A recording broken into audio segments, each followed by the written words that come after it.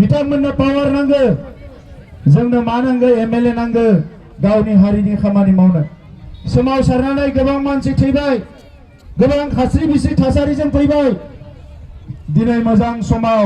हारि जौगानायनि हाबा मावनांगोन लामा सामा दालां बानायनांगौ थांनाय 5 बोसोराव गोबां बानायबाय आरो जिखिनि आद्रा थानाय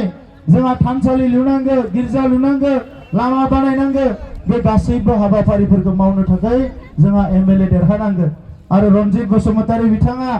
थांनाय 5 बोसोराव इएम जानानै गोबां खामानि मावबाय सा ओनसोलाव आरो दायो बिथाङा देरहालांनानै एमएलए जानानै बर' गोरोबथाखौ जोंहा सुफुंनांगौ जेरैखि जाया बर' गोरोबथाखौ जाफुंसार होनांगौ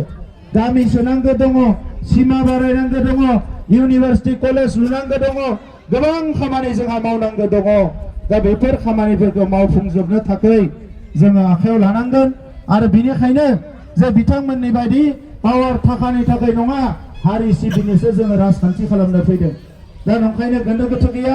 नोंथांमोना गोबाङानो आंजों एखेलगे सान्दुं गोसायाव सिडलियाव थानानै रेल लामायाव थानानै गोबां मानसियानो सोमावसारनाय बे निसिमा ओनसोलनि बे साहा ओनसोलनि रायजो राजाफ्रा सोमावसारनायनि समाव पुलिस मिलिटारिजों जोबोद साजा होजानाय खस्थ' मोननांनाय मानसिफोर दङ दिनै हारिखौ बावनो नाङा गोनो गोथो जानो नाङा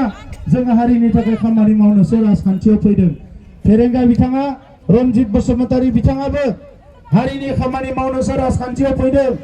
मालायफ्रा सोरबाया गोनो गोथो गोबां नङै खोथाफोरखौ बुङो बेफोरो आजिखालि ससियेल मिडियायाव नंनायनि नङैनि बानसावलाबायनाय बाथ्रासो रायजो राजा नोंथांमोन दा नंखायनो